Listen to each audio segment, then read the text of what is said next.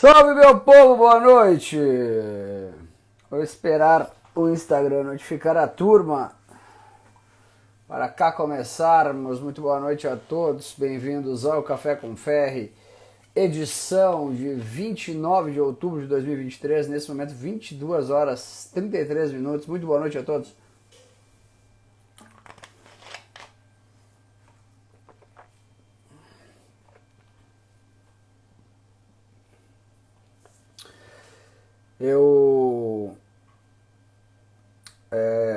Fala, Tato Barros. Ô, Tato Barros, eu tô te esperando lá no Trading Floor, hein? Pra participar do Trading Floor lá conosco, viu? Gostaria de pedir para vocês divulgarem a live para os amigos. Obrigado aí, gente. Saniteiras in the house. Bom, gente, eu quero abrir o Café com Ferri de hoje aí para agradecer a todo mundo que participou na sexta-feira, nosso segundo dia de Trading Floor ao vivo. O objetivo do Trading Floor ao vivo é a gente ter 10 pessoas aí, 10 traders tocando uma sala, falando de mercados, debatendo trades o dia inteiro, são 12 horas por dia, a gente vai ter mais gente ainda participando. Tem sido um sucesso. Na sexta-feira foram 2.200 pessoas que passaram pela live. Fala, tio Patinhas, um abraço. Tio Patinhas é um bom participante aí do Trading Floor, hein, tio Patinhas? Depois a gente fala aí, eu acho que tu pode agregar bastante. Passaram 2.200 pela live, pelo Trading Floor. A gente teve pico de 400 pessoas ao vivo, que é bastante para uma live fechada. E o tempo médio de permanência na sala foi de 1 hora, então a gente teve 2.200 pessoas, o tempo de permanência de 1 hora foi muito legal. Nenhuma novidade, mercado dificílimo, né? Algumas coisas importantes a se dizer. Sexta-feira, mais uma vez, né, no meio do pregão, a gente teve uma possível invasão por terra de Israel em Gaza. Parece que eles atuaram fortemente esse final de semana, atingindo vários pontos do Hamas. Mas eu acho que o mercado está superestimando a guerra, assim como superestimou a guerra da Rússia em fevereiro do ano passado, né? Naquele momento o petróleo saiu de 80, foi para 130 e o petróleo voltou para 70 e além disso a OPEP cortou a produção de petróleo 5 vezes, né? Reduziu a produção global de petróleo em 5 milhões de barris dia para poder sustentar os preços do petróleo. Lembrando que a maior parte do consumo do petróleo vem ainda dos veículos, né? Deixa eu desligar aqui os comentários. A maior parte do consumo de petróleo, né, da gasolina, vem ainda dos veículos, né, a combustão. E a gente, provavelmente nos próximos 10 anos, aí deve ter uma redução grande aí nos veículos a combustão, né, dado o crescimento do mercado de elétricos. Né. Sexta-feira também, o presidente Lula fez uma declaração dizendo que dificilmente o Brasil iria atingir as metas fiscais em 2024. Bom, para quem acompanha aqui o Café com Ferri, já sabia disso há muito tempo, né? Para quem acompanha o programa aqui, eu falei, refalei, disse 30 vezes aqui que nenhuma chance de o governo atingir a meta fiscal de 2024. Isso não é novidade, né? O que o mercado não gostou foi a maneira e o desdém que o presidente da República falou de um assunto tão importante. Né? Em poucos minutos, questão de 1 hora, a bolsa caiu 1% e o dólar subiu quase 2%. Né? Para quem acompanhou a sala ao vivo, na quinta-feira eu ganhei 100 mil reais operando ao vivo, na sexta-feira eu estava ganhando 100 mil reais, devolvi 60 mil reais no fechamento, que eu montei uma alavancagem e acabou dando errado, eu devolvi parte do lucro do dia. Né? Então, eu acho que para quem acompanha aqui o programa, não é novidade que o PT não vai atingir o déficit fiscal esperado, déficit zero em 2024. Né? Esse era obviamente um sonho de uma noite de verão, né? Nenhuma chance de socorrer. Porém, a gente tem que entender como funciona a cabeça de um psicopata como o Lula, né? Provavelmente ele esteja fazendo esse movimento para tentar fazer alguma coisa para atingir essa meta, né? Eu não duvido, né? Mas o problema é que a meta ficou muito longa, né? Mesmo com a taxação das offshores, mesmo com tudo isso, eu acho que não vai para frente a reforma tributária também, né? O que acontece é que o Lula está com dificuldade de negociar com o Centrão. O Centrão joga muito duro, joga muito pesado, e eu acho que o Lula, para ele conseguir avançar com as pautas que ele precisa para botar a economia em ordem, ele não vai precisar só dar uma Caixa Econômica Federal e nem o Ministério da Pesca e o Ministério dos Esportes, né? Que são dois ministérios sem nenhum tipo de relevância, né? O Lula vai ter que entregar parte do comando do governo para o Centrão, caso ele queira avançar nas pautas que ele quer emplacar, né? O Centrão, como profissionais que são, eles simplesmente jogam parados, né? Esperando o governo definhar. E é o que está acontecendo, né? Segundo o relatório, a pesquisa realizada pela Genial Quest, né? Para quem tem mais escolaridade e maior salário, maior renda, Lula já tem desaprovação de 55%. Lula ainda tem uma aprovação de mais de 60% para quem ganha até um salário mínimo e para quem é idoso, que ganha até um salário mínimo.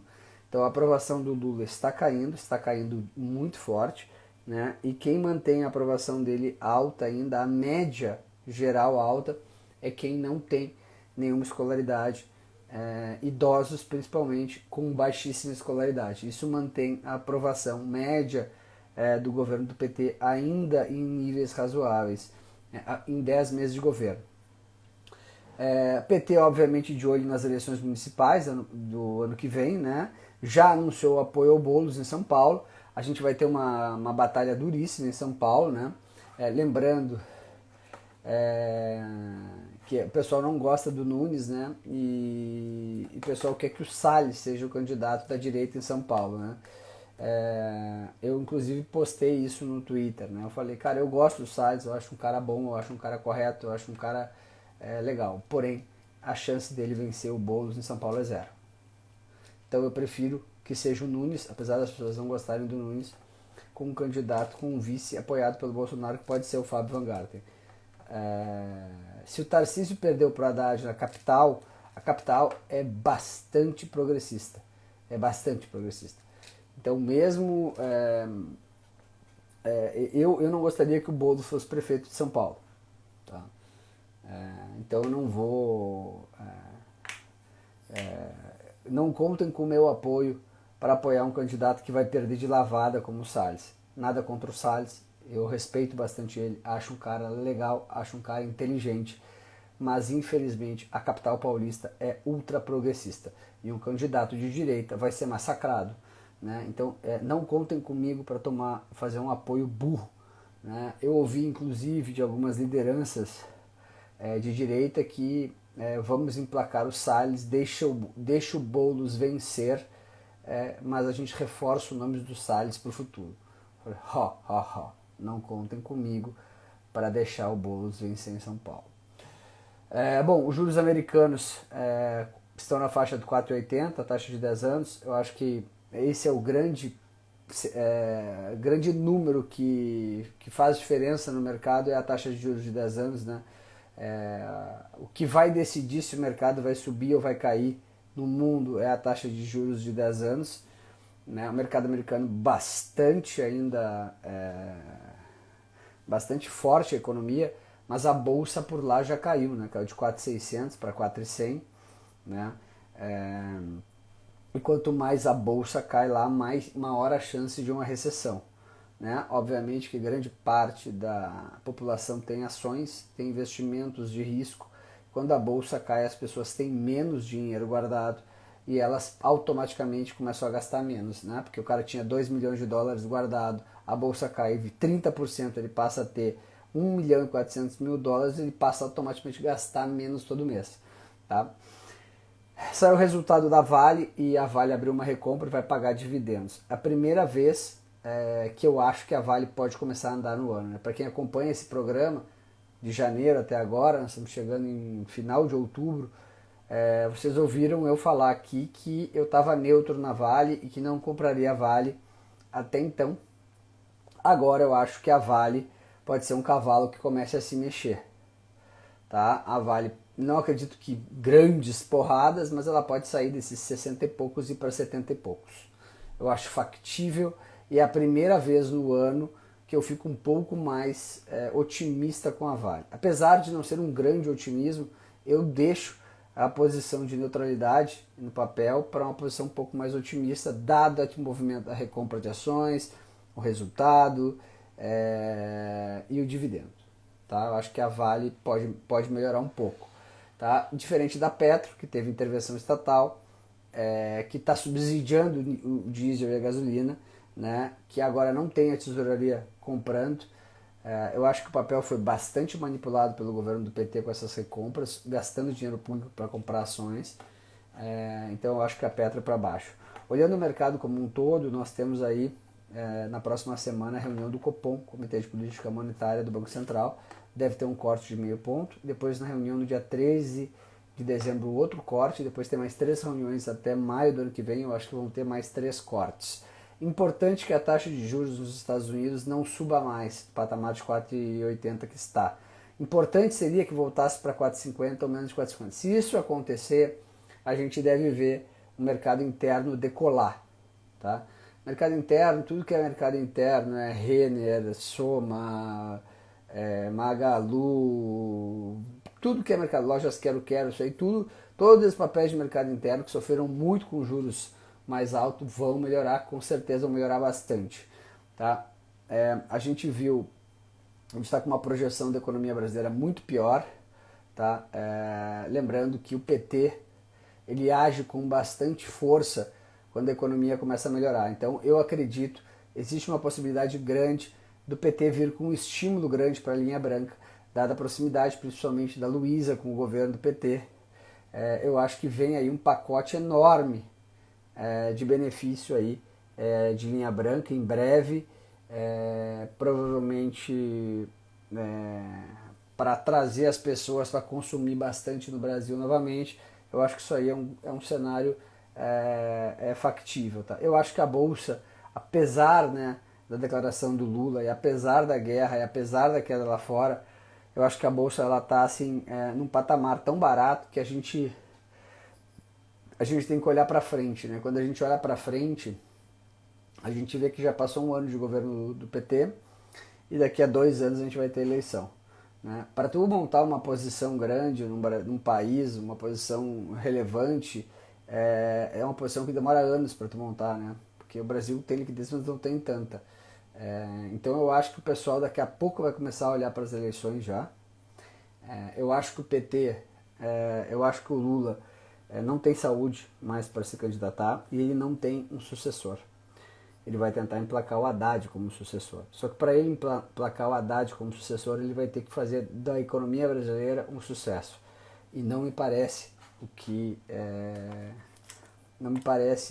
está pintando. Por isso que eu acho que eles vêm aí com algum movimento político, né? Porque de política eles entendem bem, né? Isso aí é inegável, não adianta a gente querer negar a realidade, né?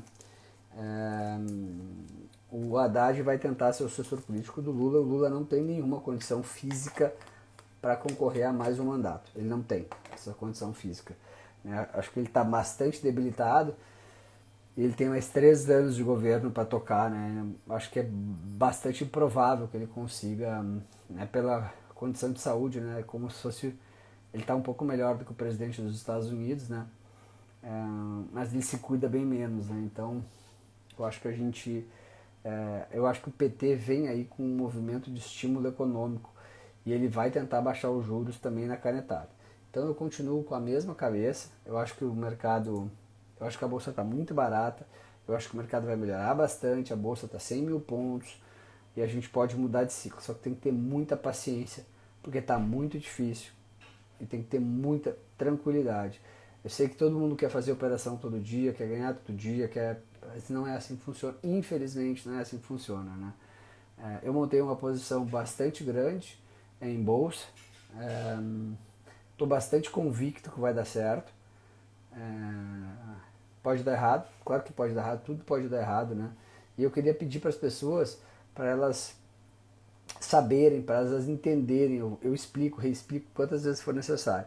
Mas a bolsa é muito dinâmica, né? O que hoje é uma decisão, amanhã pode ser outra. As coisas mudam muito rapidamente, né? Então, o que eu falo aqui, amanhã pode não valer mais, né? Então, tem muita gente que vem aqui, escuta uma live, assiste uma live, faz investimentos em cima dessa live, depois de uma semana, depois de 3 meses ela fala, mas isso mudou. Eu falei, mas o mercado inteiro mudou, tem uma guerra, tem um déficit, tem a puta que pariu, né? E às vezes, desculpa o palavrão aí, e às vezes a pessoa tá, mas né, a bolsa é dinâmica, ela muda todos os dias, e a gente tem que, infelizmente, acompanhar esses movimentos, e seguir. Não tem muita assim, não tem notícia todo dia, né, para falar, né? Não tem coisa para falar todo dia, né? Então,